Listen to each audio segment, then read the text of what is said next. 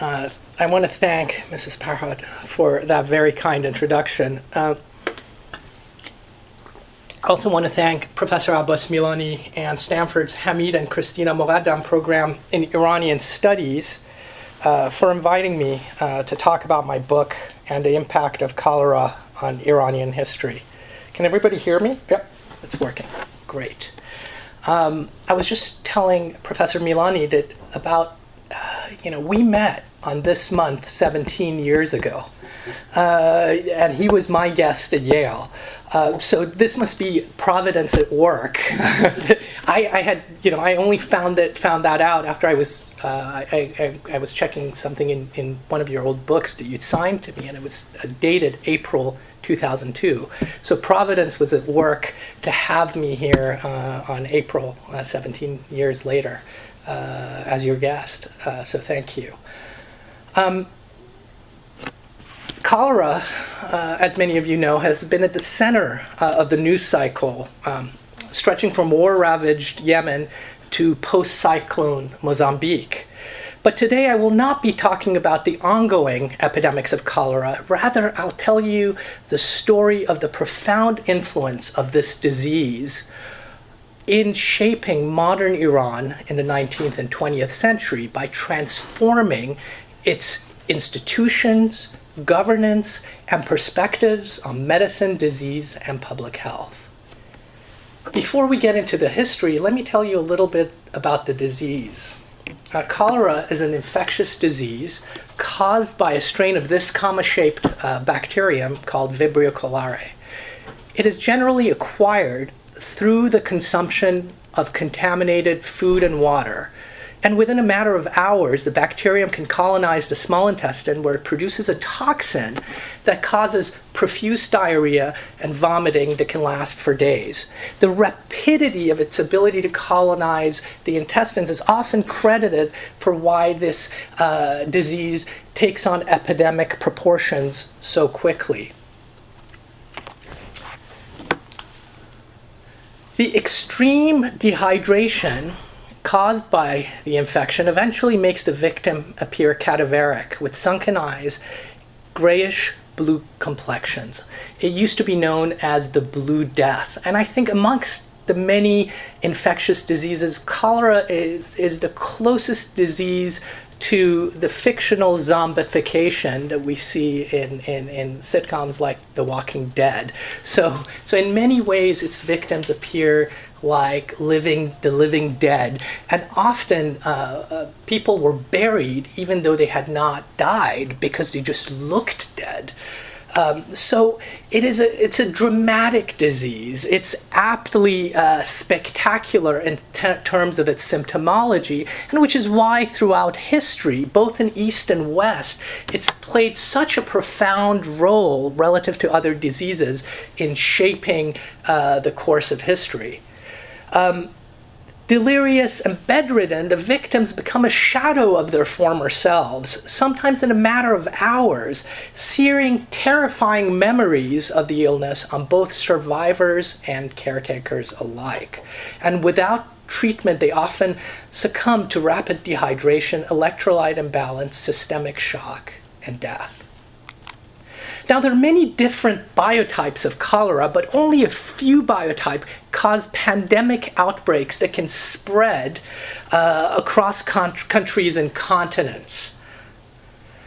7 cholera pandemics have been recorded since 1816, all of which are thought to have originated in the brackish waters of the Bengal Peninsula, the Ganges Delta and the Bengal region of the Indian subcontinent.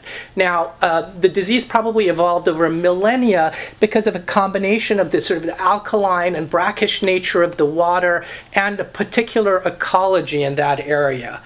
But it was Britain's territorial expansion into that area, into India, and its growing commercial pursuits in the Persian Gulf and the Indian subcontinent at the cusp of the 19th century that allowed this disease to break out of this isolated endemic home and take on pandemic proportions. although Britain played a key role in the spread, it was the relative stability and security that followed the founding of the new Qajar dynasty that allowed pandemic cholera to spread for the first time from Iran's coast into the heart of the country and onwards to the west in 1821. Now, for the uninitiated, Iran had gone through almost a century of civil war, unrest, instability since the de facto fall of the Safavid dynasty in 1721. The reconstitution of central authority under Agha Muhammad Khan Qajar and his successor Fath Ali Shah at the cusp of the 19th century ended these decades of intermittent civil war, fractured rule, and isolation that had followed the fall of the Safavid dynasty. The re-establishment of transnational relationships, such as the 1801 treaty with the British East India Company and the opening of traffic on Iran's main commercial highways, allowed the disease that would have otherwise extinguished on Iran's coast to travel through the heart of the country and reach the major cities in the north and travel onwards to the west.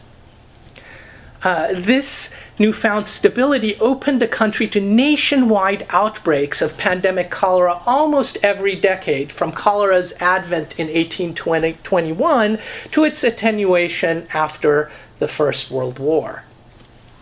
Now, when Iranians first encountered the disease, they attributed the new contagion to an immutable act of God, although astral misalignment, humoral imbalance, and other theoretical constructs existed side by side with religious notions of disease causation.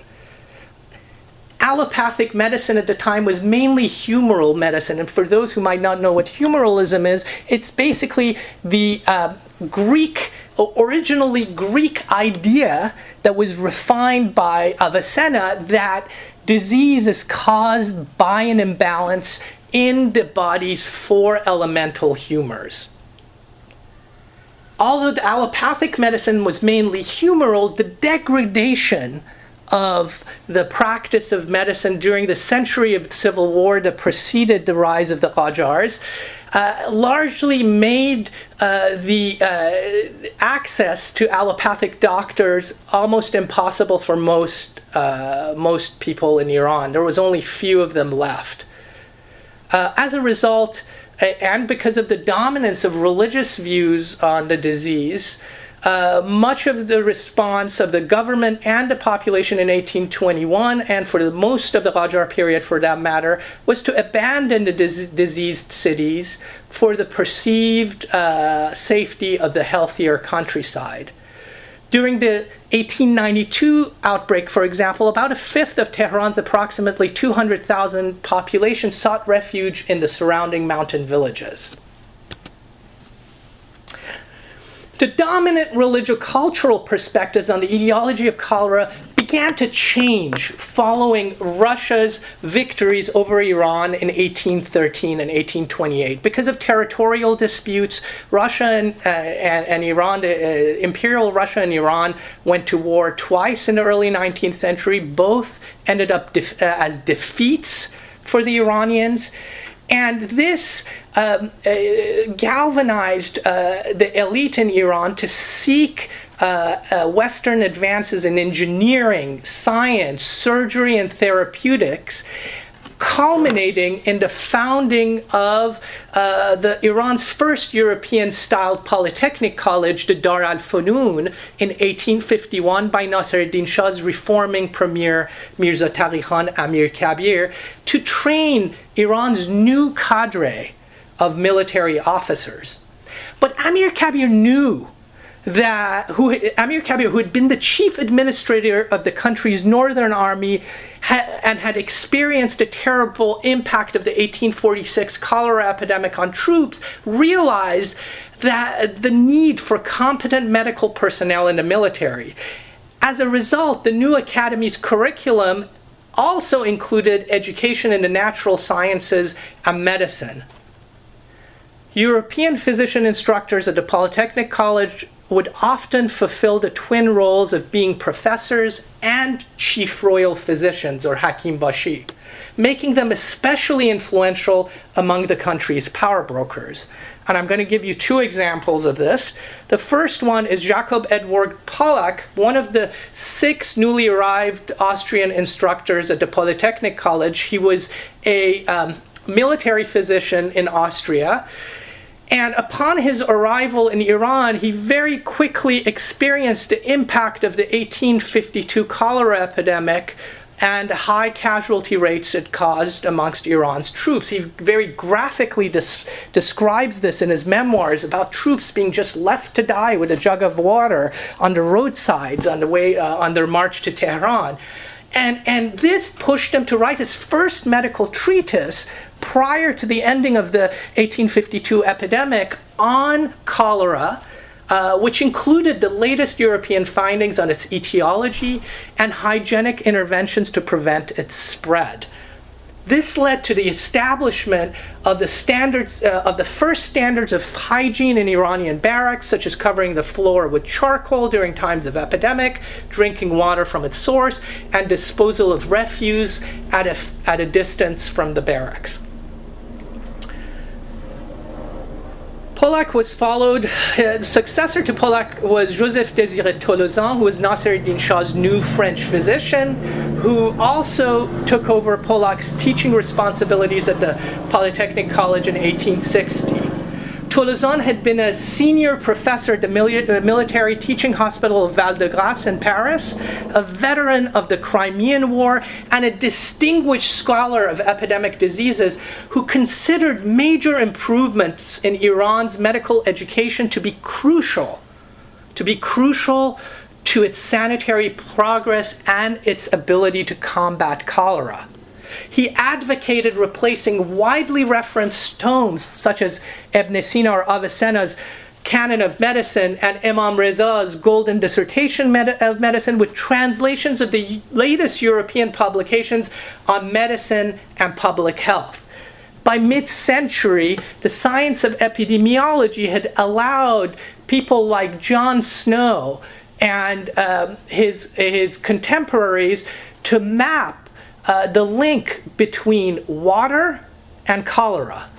Even though the germ theory of disease had not come to pass, there was a broad realization that that contaminated water was somehow linked to the disease.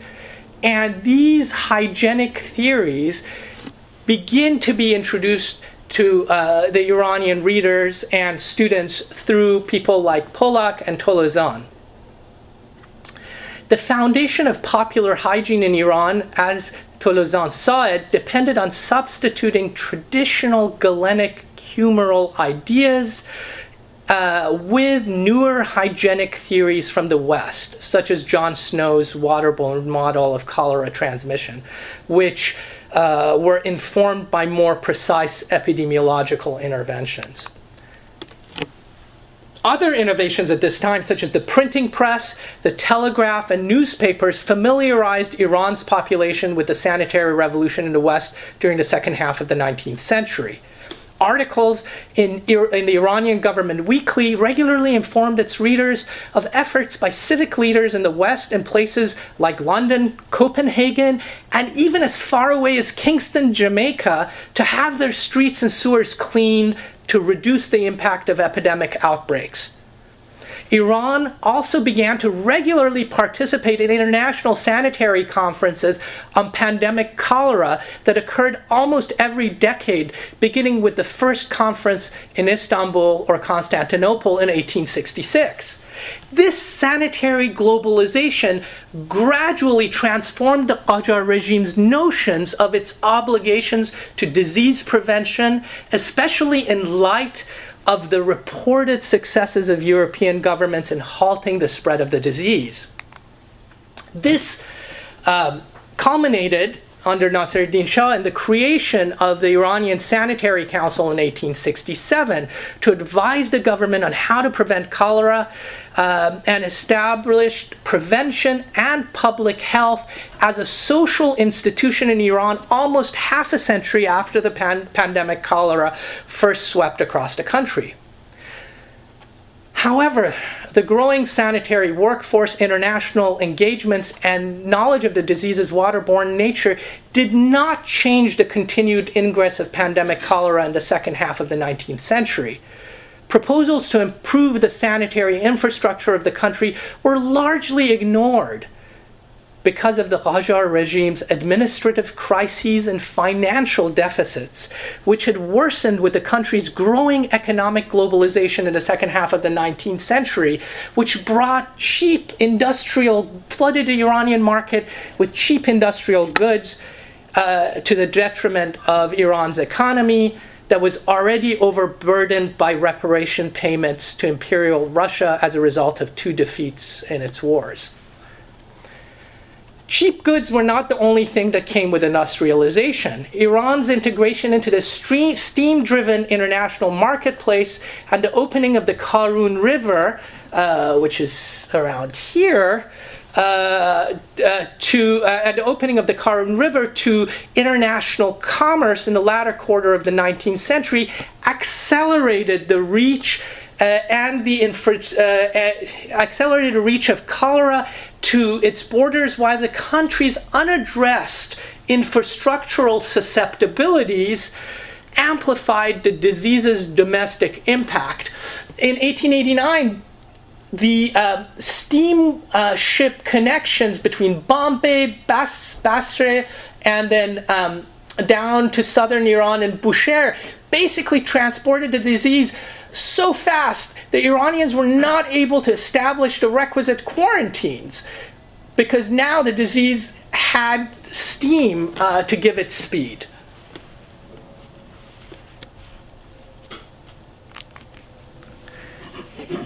Same thing happened about 3 years later during the 1892 pandemic, where basically pilgrimage routes transported the disease from India to Mashhad, a center of Shiite pilgrimage, and then before the disease could even reach Tehran, it traveled through newly established trans-Caspian railway lines and steamship routes through the Caspian Sea to the west of the country, reaching Tabriz and the Gilan province before the disease had even reached Tehran overland. So you see the role of industrial transportation as being a real potentiator and giving the disease velocity like it had never had before in the late 19th century. Other more religio-cultural issues, such as belief that running water or water of a certain volume could not be defiled, so-called abekur, which is about 350 liters, worsened the epidemics in Iran. There's these religious beliefs that water of a certain volume, as long as it meets this volume requirement, could not be defiled, could not be infected, it's pure to drink. The same religious standards existed with running water. Moreover, in urban areas, which were mainly supplied by the Qanat water system, this water system that came from outside of the cities often had vertical shafts connected to them, which could easily get them contaminated and came awfully close to the surface, which again made them prone to getting contaminated in urban areas.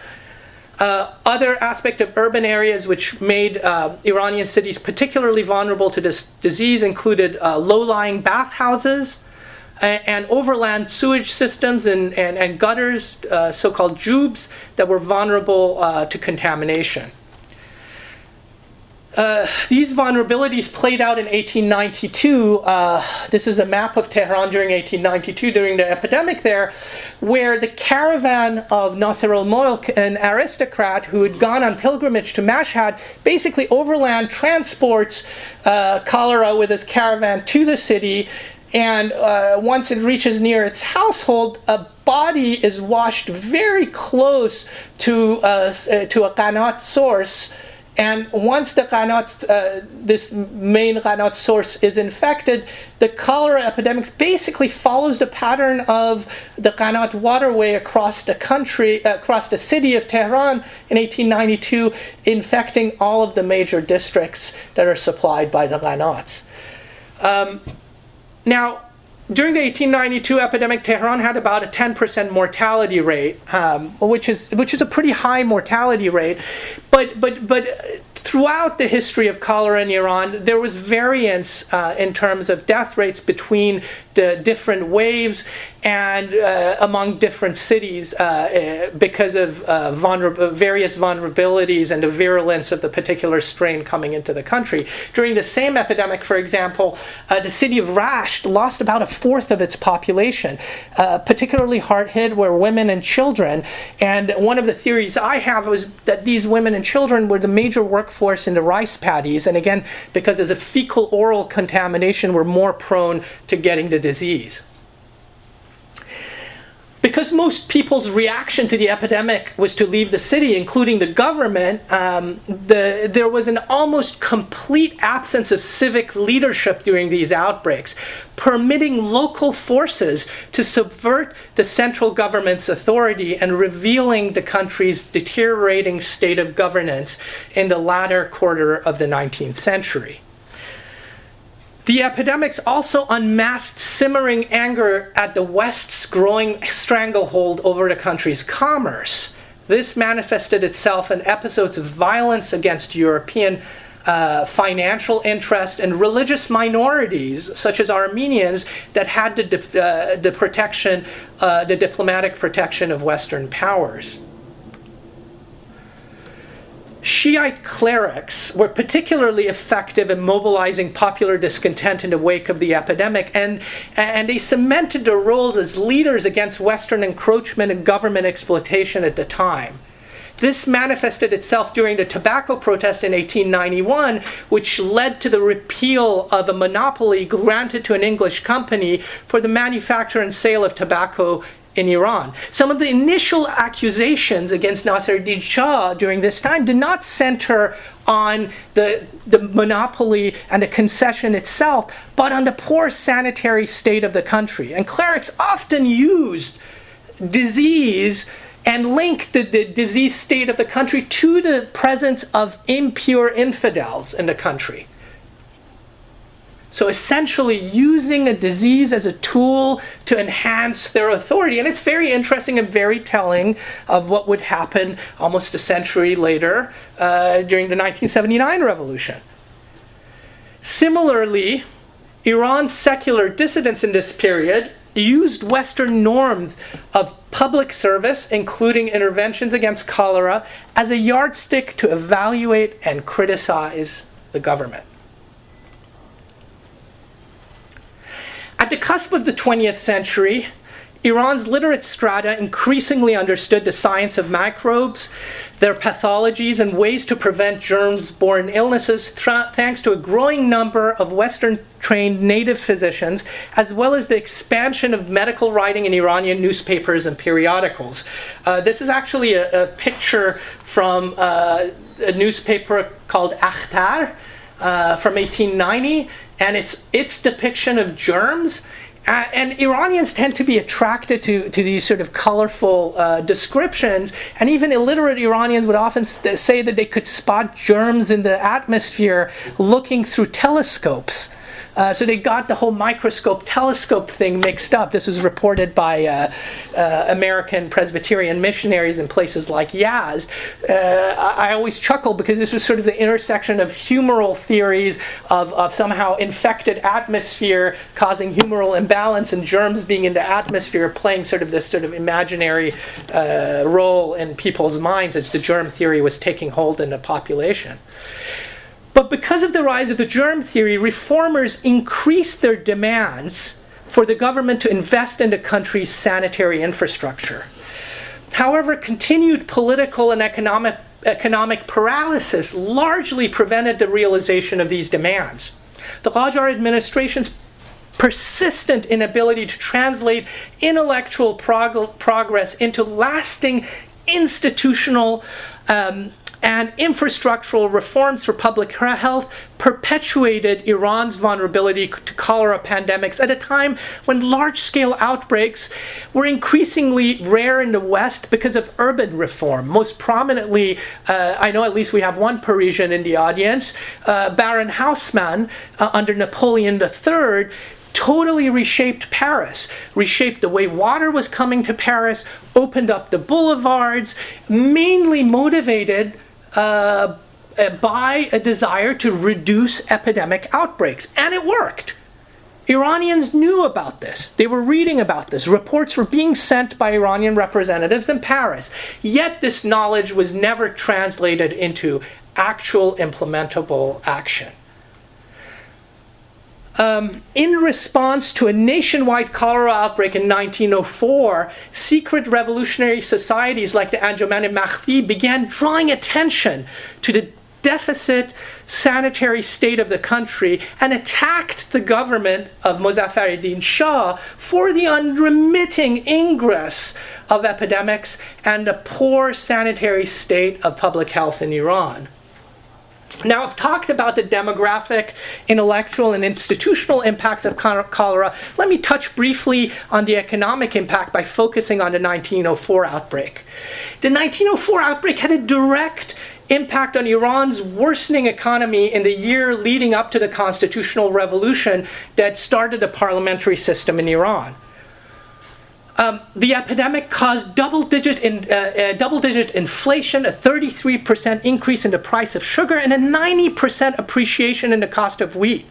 The country faced near-famine conditions, and the economic freefall and the government's inability to address popular expectations really generated the public protests that culminated in the constitutional revolution of 1906. And I think the conversation in academia about the role of disease and the role of cholera in contributing to the constitutional revolution has been completely missing, at least based on my reading of affairs. I don't know if you'll agree with me, Professor Milani. I've been very negative about Iran and Iranians and its leadership, but Iranians were not all to blame. And this is the imperialism part of my book. European imperial rivalries, particularly growing economic and political efforts by Russia and Britain to dominate the region, a process known as the Great Game, also increased Iran's susceptibility to cholera and hindered improvements in public health at the cusp of the 20th century. Iran's worsening financial condition, which I've explained to you in the last quarter of the 19th century, obliged Tehran to increasingly subordinate its sanitary regime on its frontiers to imperial interests.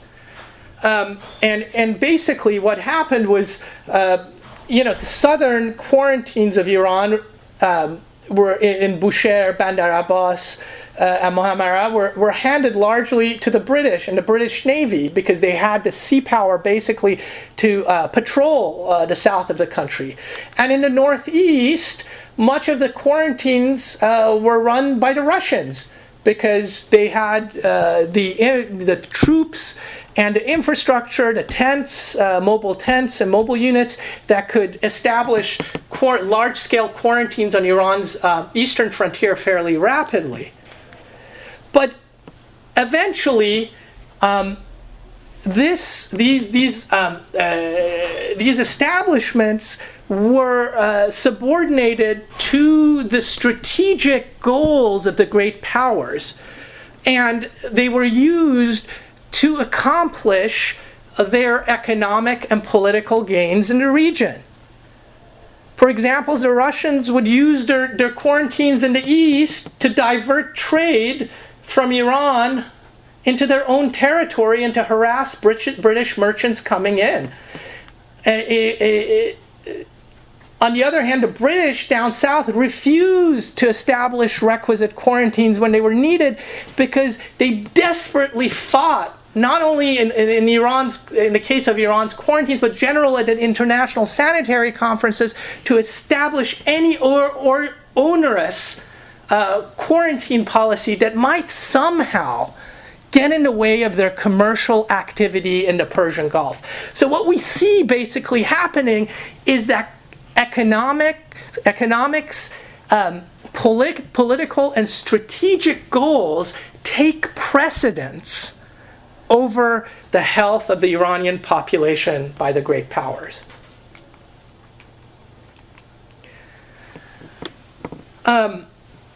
Britain and Russia resolved their decade-old Cold War in Iran with the 1907 Anglo-Russian Convention that divided Iran into agreed-upon zones of influence between the two powers, basically the British sphere being here, the Russian sphere here. This essentially transformed Iran into a proto-colony that left little room for the second Majlis, under the constitutional government. It was a reformist Majlis, to enact the far-reaching structural reforms they needed to halt the ingress of epidemics of cholera and other diseases. Iran's failure, its failure to forge an independent sanitary course, prolonged its susceptibility to pandemic outbreaks that continued to decimate its population and economy, particularly during the First World War. Iran was ostensibly a neutral country going into the First World War. However, its territory became a battlefield between the belligerents. First, with the Ottoman military moving west against their Armenian and Assyrian population and occupying parts of Iran. Soon after, in 1915, the Russians moved troops down the Caucasus to meet the Ottomans and landed troops on the Caspian seashore.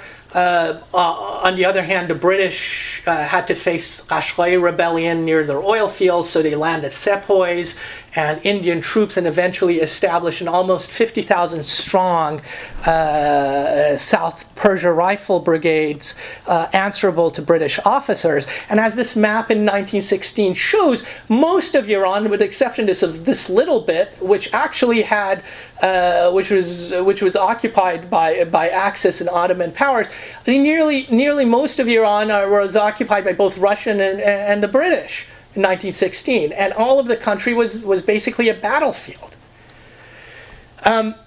Occupying military forces requisitioned foodstuff and disseminated epidemics as they freely traversed and fought on Iranian territory. I won't go through all of that, but the resulting displacement and famine worsened the occurrence and lethality of both local and imported infectious diseases, including almost yearly cholera epidemics between 1914 and 1918. Now, I have to say that on the issue of famine is sort of a popular issue in Iranian historiography. I think Dr. Milani and I agree that it's very difficult to say where the famine began and where the disease ended, so to say. Certainly, the presence of troops had a lot to do with the famine, but Iran had really sort of poor governance and low yield of crops, and it was not just something perpetuated by the British to sort of cause the genocide of Iranians, so to say, but it was just a wartime situation of Iran as a country occupied and poor governance in the country that led to poor crop yields. But what we do know was that these 3.5, 4 years of perpetual war in Iran led to widespread disease. And ironically, Iran, a neutral country, lost as many citizens to war-related diseases as belligerent countries lost in the trenches. Now, history tends to be very funny and interesting, at least I think so. Somewhat unexpectedly, the departure of European physicians to join their respective armies allowed a new generation of patriotic, European-trained native doctors who had been stifled by their European counterparts in Iran to lead the country's public health reform. Prior to World War I, the Iranian Sanitary Council, which I mentioned before, which was Iran's main advisorial body on public health and sanitation in the country, was led by European physicians. Almost by custom, it was led by the chief French physician to the Shah of Iran. But with the departure of all of these physicians to join the respective armies on the Western Front, this opened a road for a new generation of patriotic Iranian doctors to take over. And Amir Khan, Amir Alam epitomized this new class of influential medical technocrats. Following advanced clinical training and research at the military teaching hospital of Val-de-Grâce in Paris, Amir Alam returns home in 1906 to teach at the Polytechnic College. Here actually he's teaching physiology. I figured this out by looking at the blackboard because he's showing the heart and the lungs. I mean, this is typical physiology of the heart and lungs to medical students at the Polytechnic College. That's the advantage of being teaching preclinical science. But he returns home to teach at the Polytechnic College in 1906, but he also represents his native Mashhad at the Second National Assembly in 1909, where he shapes two landmark public health laws: the Hygiene and Smallpox Vaccination Act, the Qanun Hifz Sehat va Abul Kubi, and the Medical Practice Act, Qanun Tibabat, ratified in 1910 and 1911. And it's interesting because the Qanun Tibabat, for the first time, makes medical practice, regulates medical practice in Iran. In 1911. Prior to 1911, you can hang a shingle and call yourself a doctor.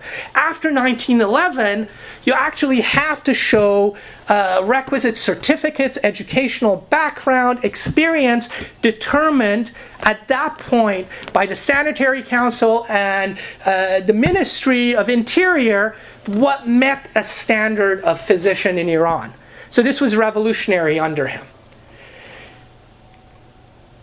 As the first president of the Iranian Sanitary Council, Amir Alam expanded and professionalized Iran's smallpox vaccination programs immediately after the war, despite the terrible conditions in the country after World War I. After World War I, and I don't use this lightly, Iran was a failed state. The government in Tehran could not project its power very far beyond Tehran's walls. In the north of the country, in Gilan, there was a secessionist Soviet Republic of Gilan led by the Jangali movement. Literally, the Soviet Socialist Republic of Gilan in the north, independent of the central government. In the south, Sheikh Ghazal had established a sheikhdom around in the area of Mohammara. So the country was centripetally breaking apart. And so the country was terrible. Nevertheless, in the midst of this chaos, Amir Alam was still able to increase the country's vaccination system. And I think this is a good lesson for some of our contemporary public health practitioners, and I think they've learned this, who initially did not want to establish vaccination programs in Yemen in the early days of war because they feared access. Had they known the history of vaccination under Amir Alam, they would have established it much quicker. Today, it's now accepted, even though there's two, different authorities and there's still war in Yemen. Vaccination is the word of the day against cholera. Nevertheless, improvements in the vaccination program under Amir Alam was not enough, and the Iranians were incapable of comprehensively reforming the country's public health under worsening economic and political circumstances after the war, and they remained vulnerable to outbreaks of cholera and other diseases. But this changed with the rise of the Pahlavi regime, which rose out of the ashes of the Qajar dynasty after the armistice that followed World War I, and rapidly stabilized the country's administration, finances, and security. And this improved domestic security under Reza Khan returned trade and agrarian life to its pre-war level. Reza Khan defeated the secessionist, socialist movements in the north, brought Sheikh Ghazal to heel, put an end to banditry on highways, pacified a lot of the rebellious tribes, and by doing this, brought agrarian life and trade to normal. So much so that in a short span of time, and especially with the modernization of treasury and revenue collection, Iran was able to balance its budget in 1925. This is radical, because this had not happened for almost 100 years. This ended the vicious cycle of deficit and borrowing and allowed Tehran to develop the infrastructure of sanitation and public health in urban areas by building on the administrative and intellectual developments in public health established in the post-constitutional period. It also allowed Tehran to take over the contested British-run quarantines in the south, which the British had resisted. The Russian quarantines had pretty much melted away after the Russian Revolution in the east. Tehran's patronage at this time of the newly inaugurated Pasteur Institute of Iran gave the government the capability of domestic vaccine production to immunize vulnerable populations during outbreaks of Asiatic cholera. The effective fielding of both domestically produced and foreign purchased vaccines in 1927 limited the impact of the 1927 epidemic, which had ravaged neighboring Iraq, limited the impact in Iran to about 700 deaths. The creation of the Razi State Serum and Vaccine Institute, the country's first domestic pharmaceutical company in 1931, multiplied the domestic reach and vaccine production capabilities of the government. When cholera returned to Iran in 1931 and again in 1939, it no longer had the devastating impact of the epidemics of the 19th and early 20th century, with only a few hundred deaths in both cases. This marked the end of Iran's age of cholera, but it certainly isn't the end of our story.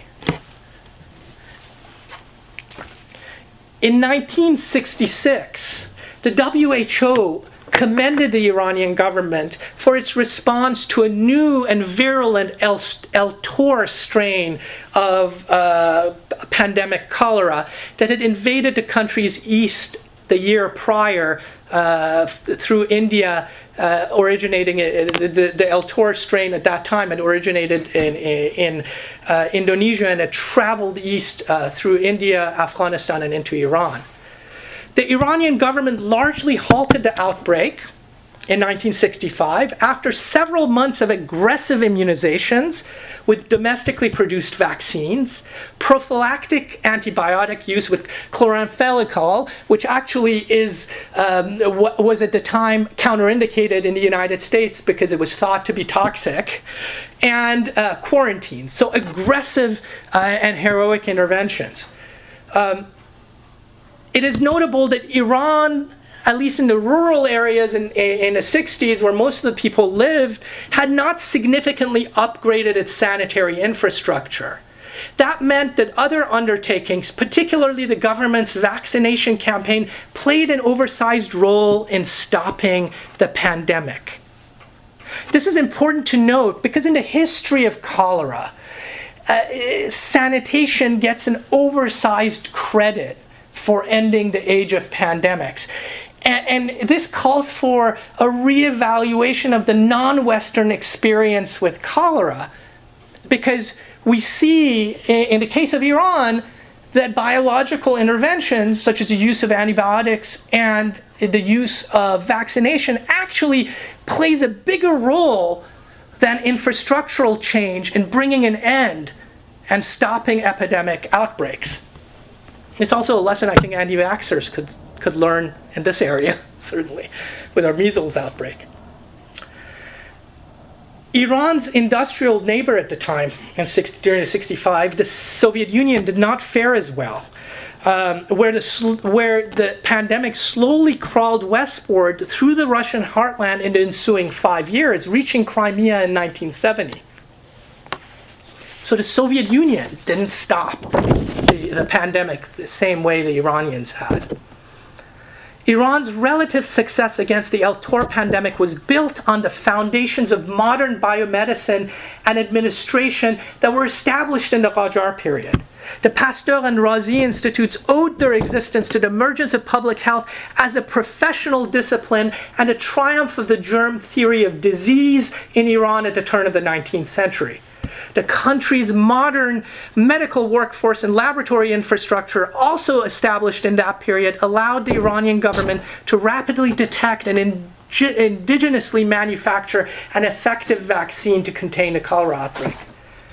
This would have not been possible without Tehran's constructive technical collaboration with the World Health Organization in 1965, built on a century of international sanitary engagements, dating from Iran's participation in the first international sanitary conferences against cholera in 1866, 100 years prior to the outbreak in 1965.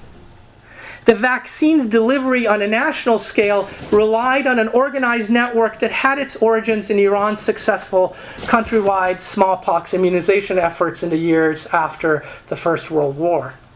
The Iranian Ministry of Public Health, which had directed the government's campaign against the pandemic, traced its institutional roots to the Sanitary Council that first convened almost 100 years earlier to stop the spread of Asiatic cholera. The story of cholera also has important implications for Iran's current record-level opiate addiction epidemic. I don't know how many of you know, but Iran has one of the highest per capita opiate addiction rates in the world, puts our opiate epidemic to shame. Iran's common border with Afghanistan, the world's largest opium producer, has made the drug and its derivatives readily and cheaply available to consumers, just as Iran's shared border with India in the 19th century, the endemic home of cholera, made it vulnerable to regular invasions of the pandemic over a century ago. Iran's counter-narcotic efforts are paralyzed by the same types of corruption, rigid ideological and turf wars in the government and security apparatus that hindered Tehran's ability to stop the spread of cholera in 1904. An on-again, off-again, draconian and religiously inspired punitive and unscientific approach to the problem, using imprisonments and executions, have only doubled the population of addicts in the last 7 or 8 years. And this is not the WHO reporting, this is the Islamic Republic's parliament reporting that the population of addicts in the last 8 years has doubled. Much as the religious beliefs in water purity worsened the cholera epidemics in the 19th century. Just as Iran's diplomatic missteps with European imperial powers worsened its vulnerability to cholera, its current decades-old hostility towards the United States and its interventionist policies in the region has deprived Tehran of critical intelligence and coordinated cross-border police action that could reduce the flow of narcotics across its frontiers.